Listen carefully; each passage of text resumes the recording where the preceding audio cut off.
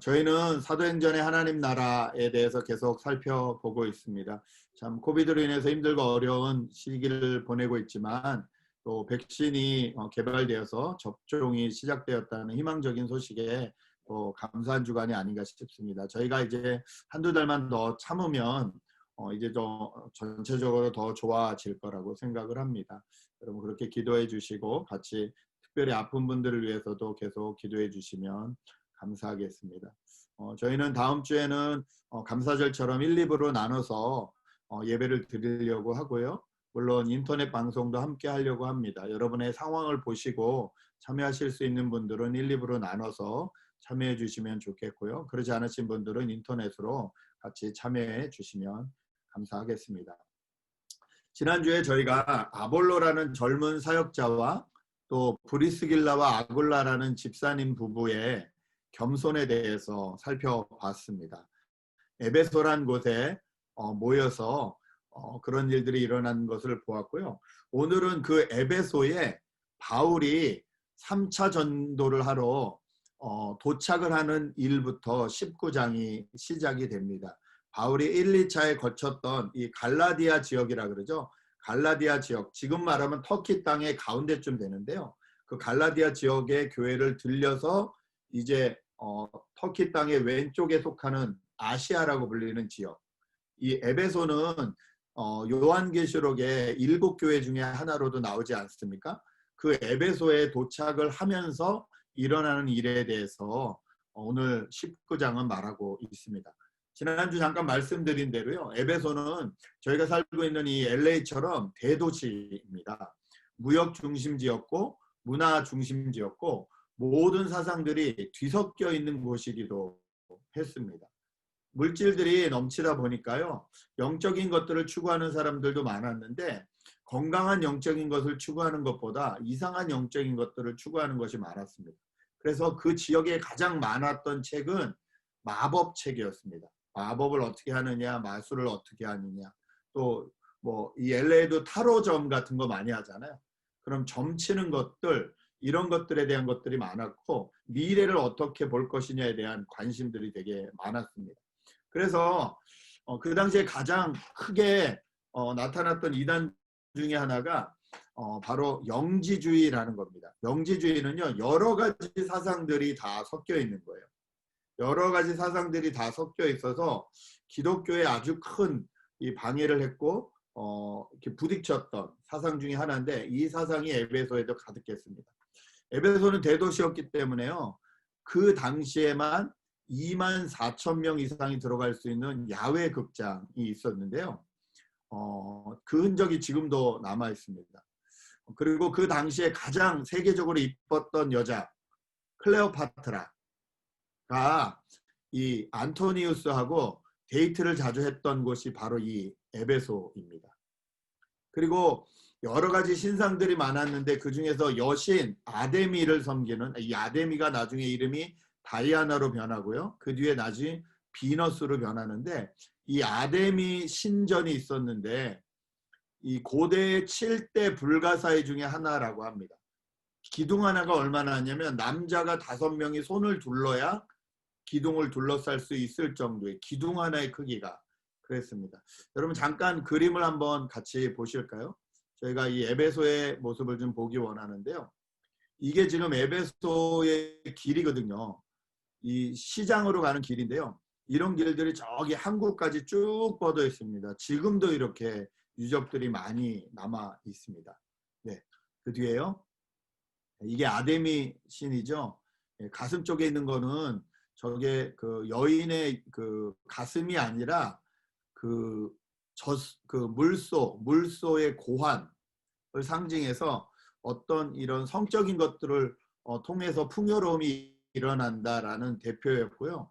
저거를 크게도 만들어 놓고 손에 쥐고 다닐 수 있게 작게도 우상처럼 만들어서 무슨 부적 가지고 다니듯이 저걸 가지고 다니는 장사들이 유행했습니다. 그 뒤에요. 저게 신전에 지금 남아있는 모습들입니다. 저 기둥들이 얼마나 높고 큰지 알 수가 없습니다. 자, 또 보시면요. 제가 이건 넣어놨는데요. 이게 그 여러 가지 신 중에서 여러분이 잘 아는 신입니다. 혹시 이 신 아시는 분 계시나요? 이 신이 바로 나이키 신발이죠. 나이키 신입니다. 그래서 저 모양을 따서 나이키 모양을 만들었는데 저게 에베소에 저렇게 그대로 지금도 남아 있습니다. 자, 지도를 한번 보시죠. 지도를 보시면 브리스길라 아골라가 에베소에 있었고요.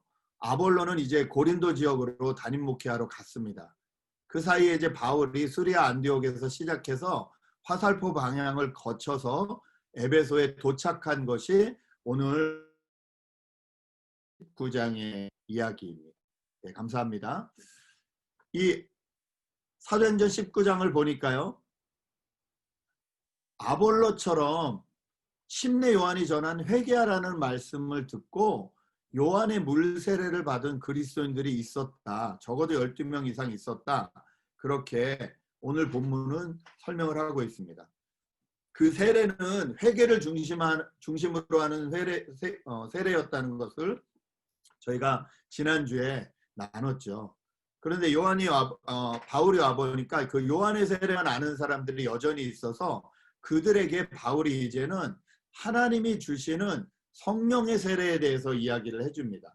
4절부터 제가 다시 읽어드립니다. 바울이 말하였다. 요한은 백성들에게 자기 뒤에 오시는 이 곧 예수를 믿으라고 말하면서 회개의 세례를 주었습니다. 그러니까 요한이 회개의 세례를 준 것은 요한을 믿으라는 게 아니라 자기 뒤에 오시는 분이 계시다. 그분을 믿으라고 하시면서 회개하고 그분을 믿어야 된다는 세례를 주었다는 거죠. 그리고 그분이 오셔서 하나님이 믿는 모든 사람에게 주신 또 다른 세례가 있다. 그러면서 5절에 이 말을 듣고 그들은 주 예수의 이름으로 세례를 받았다. 그리고 바울이 그들에게 손을 얹으니 성령이 그들에게 내리셨다. 그래서 그들은 방언으로 말하고 예언을 했는데 모두 12사람쯤 되었다라고 오늘 본문은 기록하고 있습니다.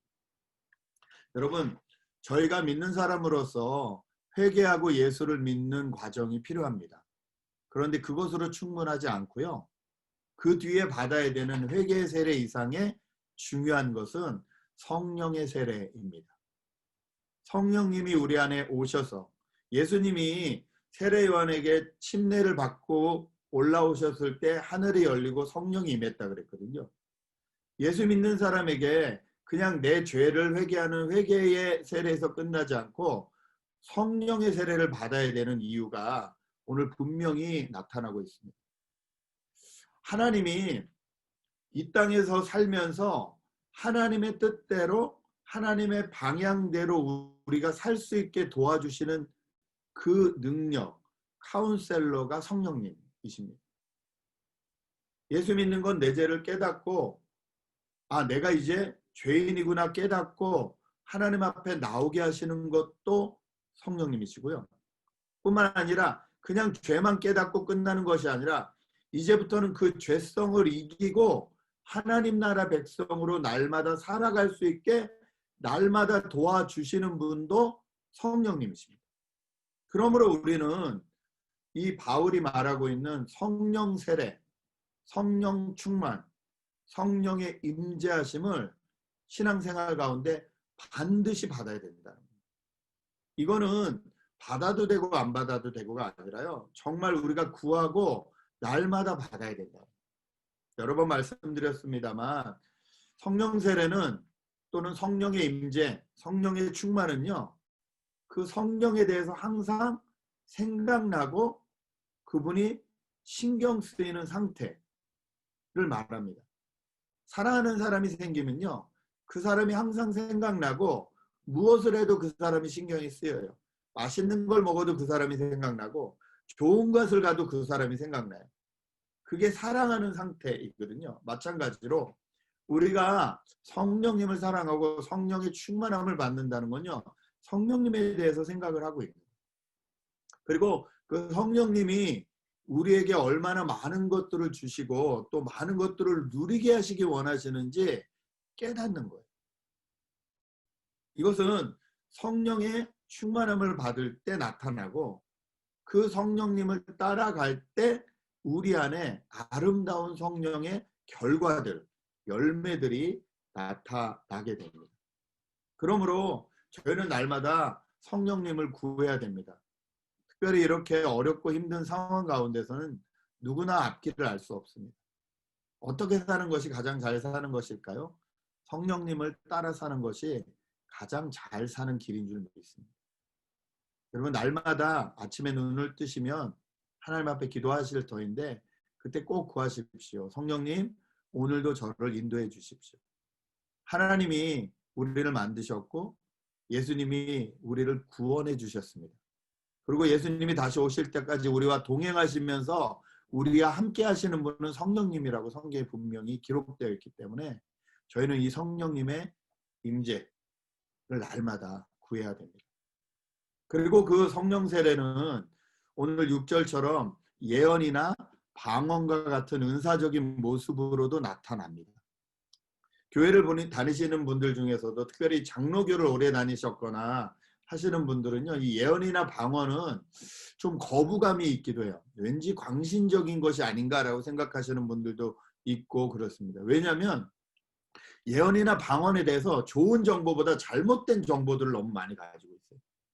예를 들어서 예언한다는데 뭐 순 사기더라, 일어나는 거 하나도 없고 예언한다면서 뭐 다 자기 이익만 구하고 이런 사람들 너무 많이 봤잖아요. 그래서 예언 저거 별거 아니다, 아무것도 아니다 이렇게 생각하는 경우. 방언하면 맨날 뭐 띠띠따따 뭐 어쩌고 저쩌고 알아들 수 없는 소리는 하는데, 그런데 그 방언 좀 하고 기도 뜨겁게 한다는 사람 보니까 실생활에서는 별로 나랑 다른 게 없더라.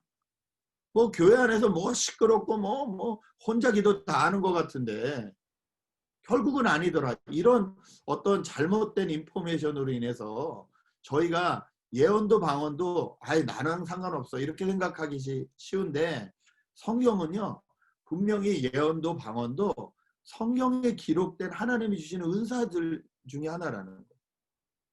그리고 우리의 신앙생활을 더 견고하고 뿐만 아니라 더 풍성하게 해주시는 요소라는 거예요. 선물들이라는 거예요.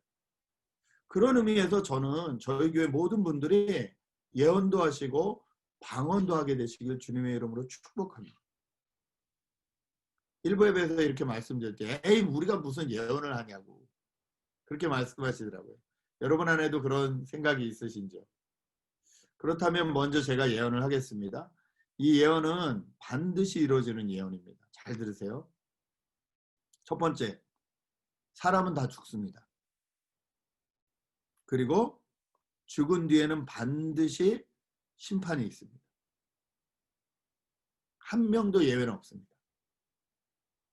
우리가 살아있는 동안에 어떻게 살았느냐에 따라서 하나님 앞에 어떤 심판을 받을지 모릅니다.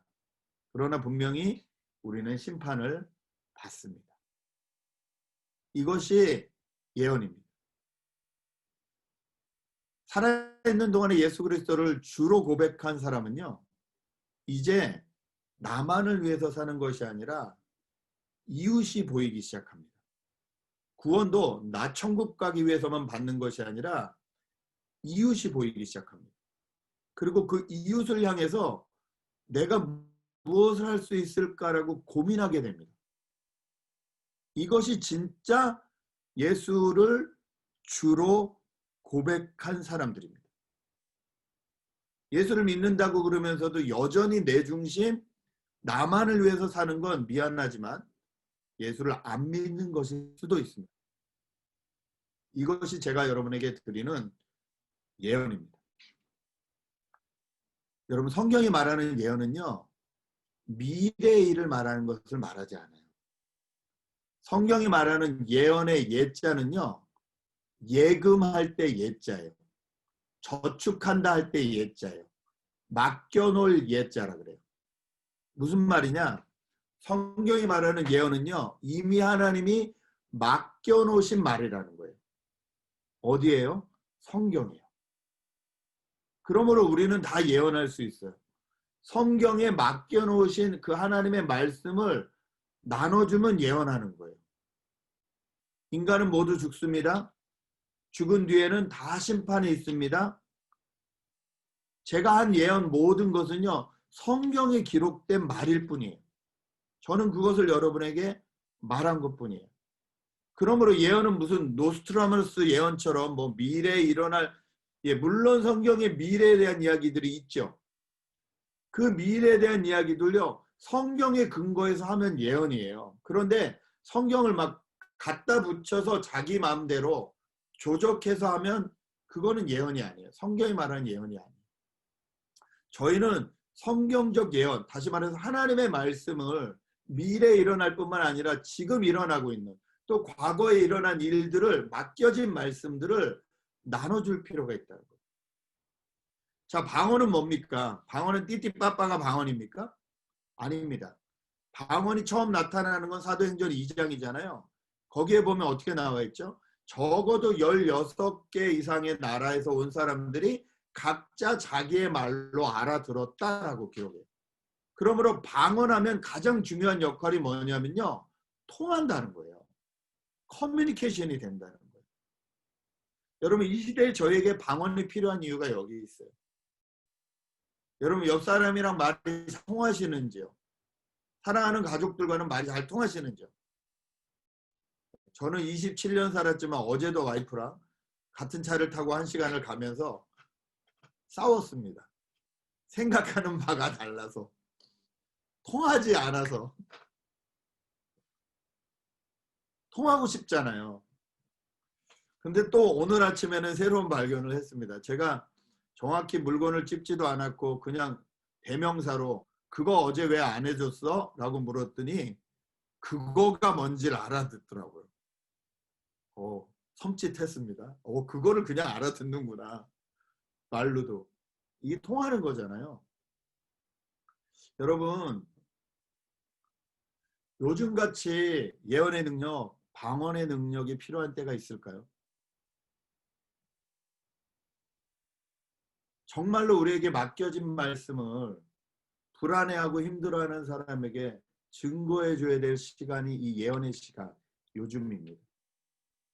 정말로 앞뒤가 막히고 통하지 않는다는 이때에 정말 통하는 커뮤니케이션이 되는 대화를 할 수 있는 것이 예언의 능력이에요. 방언의 능력입니다. 그러므로 저희는 이 예언적인 요소, 방언적인 요소를 다 구해야 됩니다. 성령님, 말이 통하고 살게 해주십시오. 성령님, 정말로 하나님이 말씀하시는 그 말씀을 나눠줄 수 있게 해주십시오. 이렇게 기도해야 될 줄 믿습니다.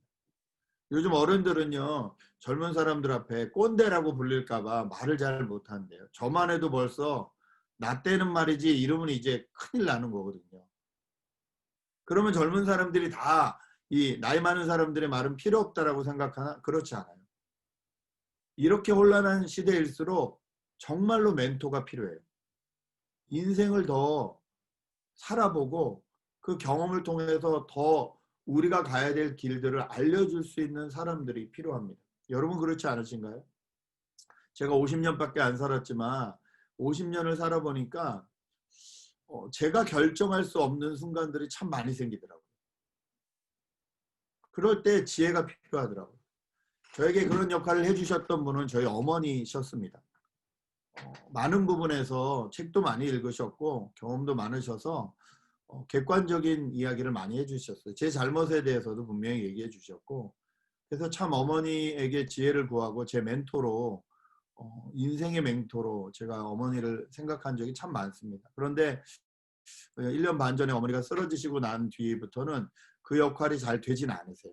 왜냐하면 어떤 전체적인 것을 잘 못 보시고 하나에 이렇게 신경이 쓰이시면 그 신경을 오래 쓰시는 경우가 있어요. 전화를 드렸는데 이 코로나 사태 때문에 자가격리해야 되고 그래서 제가 못 간다 말씀을 드렸더니 머물 데가 없냐, 임원에 가서 머물면 된다 하시길래, 아니 임원에 가면 임원회가 다 나가셔야 된다 나 때문에. 근데 그 말을 이해를 못 하시는 거예요. 그러면서 오히려 이모한테 전화를 하셔서 재영이가 오면 방을 줘라. 그러니까 이모는 또 재영이가 온대냐. 두 분이서 난리가 나신 거예요. 그리고 결국은 뭐냐, 네가 어쩜 재영이한테 방을 안 줄 수가 있냐. 뭐 이렇게 되셔서 저는 가지도 않았는데 네, 70대 노인 두 분께서 툭탁툭탁 하셨더라고요. 참 안타깝다라는 생각을 많이 하는데 이때 참 감사한 게 성령님이 계시다는 겁니다. 지금부터 제 인생 가운데 어떻게 살아야 될지 물론 교회 어른들에게도 우리 장로님이나 권사님들이나 믿음 가운데 지혜로 사신 분들에게 제가 조언을 듣고 하겠지만 성령께서 저의 정말 카운셀러가 되어주시고 저의 멘토가 되어주셔서 제가 갈 길을 인도해 주실 줄 저는 믿습니다. 그래서 저희는 성령 충만을 반드시 구해야 됩니다. 두 번째, 바울이요. 그렇게 성령 충만을 나타내고 제자들에게 성령 충만을 얘기한 다음에 한 일이 뭐냐? 8절부터 보니까요. 하나님 나라의 일을 열심히 전했다. 8절 보니까 이렇게 말합니다. 바울은 회당에 들어가서 석 달 동안 하나님 나라의 일을 강론하고 권면하면서 담대히 말했다. 그런데 그 중에 믿는 사람도 있고 믿지 않는 사람도 있으니까 이제는 그 회당에서 나와서 두란노 학당이라는 곳에 가서 2년 동안 매일같이 강론했다 이렇게 성경은 써 있습니다. 2년 동안 하나님 말씀을 전하니까 아시아에 사는 사람들뿐만 아니라 이 유대 그리스 사람 모두 아시아에 사는 이 모든 사람들이 이방인이나 아니면 유대인이나 다 하나님이 어떤 분인지 하나님이 보내신 예수님이 어떤 분인지 다 듣게 되었다는 거예요. 여러분 저희가 예수 믿고 이 땅에 사는 이유는 딱 이거 하나입니다. 하나님과 깨어진 세상 사이에서 하나님이 어떤 분이신지 증거해 주는 거예요. 우리의 직업이 무엇이든 상관이 없습니다. 어떨 때는 자녀에게, 어떨 때는 직장 동료에게, 어떨 때는 엘리베이터 안에서 기회가 있으면 기회를 잡아 언제든지 하나님의 선하심과 아름다우심을 내 인생에 경험된 그 풍성함을 나눠주는 것이 저의 역할이라는 거예요. 만나기 어려운 시기라 할지라도 저희가 커뮤니케이션 할 수 있는 방법은 또 전세적으로 열려 있다는 거죠. 오히려 가까이 있지 못해도 전 세계적으로 이런 줌이나 여러 가지 모습으로 선교를 줌으로 하는 모습을 봤고요. 전도를 줌으로 하는 모습을 봤어요. 그리고 그것을 위해서 우리가 같이 기도해주고 힘을 합하는 것이 얼마나 위로가 되고 힘이 되고 능력이 되는지 모릅니다. 저희 중보기도 그리고 실행위원들에게도 제가 기도 제목을 나눴는데 제가 주일마다 저녁에 일본 분들하고 성경 공부를 줌으로 합니다. 7분이 모였는데 그중에 한 자매가 어려움을 당했어요. 젊은 자매인데 80 몇 년생인데 남편은 중국계 형제인데 1년 전에 큰 사고를 당해서 뇌수술을 했고 그리고 1년 동안 일을 못했어요. 그러고 있는데 1년 동안 거의 한쪽 눈이 안 보여서 안과를 계속 다니다가 요번에 안과를 바꿨어요. 근데 안과를 바꿨는데 하루 만에 어포인트먼이 잡혀서 갔는데 그날 안과 의사가 이 친구를 보자마자 너 바로 이멀전시로 지금 뛰어가라고. 왜냐면 네 뇌신경하고 연결된 시신경이 터진 것 같다. 네 눈을 보니까 뇌 어느 쪽이 터졌다 지금. 빨리 가지 않으면 너 죽을 거다. 왜냐면 한번 뇌수술을 한 경험이 있기 때문에. 그 형제가 바로 이멀전시로 갔고 이멀전시에서 바로 수술해서 살았어요. 그래서 이틀 동안 요즘은 이제 뭐 이렇게 여는 수술이 아니라 아래쪽으로 이렇게 넣어서 조형 수술이라 그러나요? 혈관 타고 들어가서 이게 터진 데를 이렇게 막고 이런 수술을 하는데 그렇게 해서 2, 3일 누워 있다가 혼자 누워 있었죠. 아무도 못 들어가고. 근데 코비드가 거기도 중환자실 심하니까 너 누워 있을 수 있으면 이제 나가라 그래서 집에 가서 누워 있으라 그래서 3일 만에 퇴원을 했어요. 퇴원을 했는데 그날 밤에 또 열이 올라서 또 다시 병원에 입원했다가 또 하루 만에 열이 내리니까 또 다시 집으로 갔어요. 그런데 1년 동안 수입이 없었기 때문에 이 부부와 5살짜리 쌍둥이가 사는 방이 지금 저희 그 교회에 그 제가 있는 방만 해요. 여기에 5살짜리 두 쌍둥이와 누워 있어야 되는 남편과 아내가 있는 거예요. 누워 있을 수가 없죠. 어쩔 수 없이 아무것도 없는 화장실도 안 달린 옆에 방을 하나를 또 빌려서 거기에 남편을 눕혀놓고 있는 거예요. 근데 이분들이 믿음이 그렇게 있지 않아요. 교회를 잠깐 다녀봤고 그게 다예요. 그런데 이 자매가 갈급하고 어려우니까 어떻게 일본 분들 사이에 연락돼서 우리 성경 공부 모임 있는데 할래? 그러니까 이제 들어오는 거예요. 처음엔 정말로 줌으로 들어오는데 얼굴도 안 비춰주고 소리도 안 내고 그냥 듣기만 하다가 이제 용기 내서 얼굴 비춰주고 얘기를 하면서 급하니까 기도 제목을 나누기 시작하는 거예요. 더 문제는 이 형제 자매가 12월까지 그 방을 빼야 됩니다. 주인이 나가라 그랬대요. 12월까지 방을 빼야 되는데 어제도 연락을 했는데 아직까지 방이 잡히지 않은 상태고 어떻게 해야 될지 모르는 상태, 힘들고 어려운 상태인데도 옆 사람들이 많이 기도해주고 중보기도 팀들이 많이 기도해주니까 처음에는 또 이 중국분이 남한테 도움받는 걸 너무 싫어해서 그냥 이게 그러니까 공산주의 또는 유물론이 준 어떤 그런 사상 같은데요. 남자가 돈을 벌 수 없으면 죽어야 된다 이렇게 생각을 한대요. 그래서 내가 만약에 좀만 더 누워있다가 무슨 후유증이 생긴다거나 그럼 나는 그냥 죽을 테니까 너는 애들 데리고 일본으로 가라 이렇게 말한다니 부인이 얼마나 애가 타요.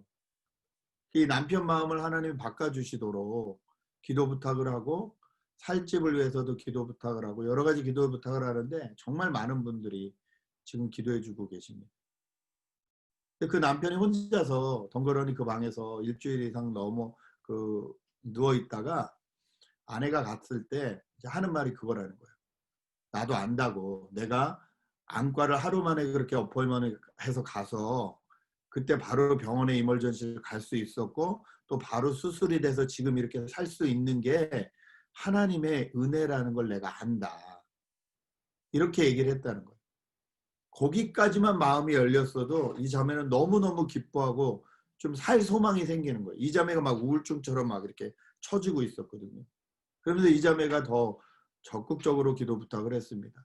중국어로 우리 남편하고 하나님 말씀을 계속 나눠줄 수 있는 사람이 빨리 발견됐으면 좋겠다. 그리고 이 집 문제나 이런 게 해결돼서 방 2개짜리로 좀 이사를 갈 수 있어서 그래서 그 안에서 이 남편을 좀 더 돌보고 계속 위로할 수 있었으면 좋겠다. 이것을 기도 제목으로 나눠줬습니다. 저희가 예수를 믿으면서 저희도 힘들고 어려울 때가 많지만 하나님이 저희를 이 땅에 두시는 이유는요. 이 하나님의 좋으신 것들을 이렇게 힘들고 어려운 사람들에게 전달해 주라고. 기도해 주고 말해 주고 위로해 주고 말씀을 주고 성경이 이렇게 써 있는 것을 알려주고 희망을 찾게 해주고 도울 수 있는 부분은 도와주고 이것을 통해서 하나님 나라는 확장될 줄 믿습니다. 여러분 기도 부탁드리고요.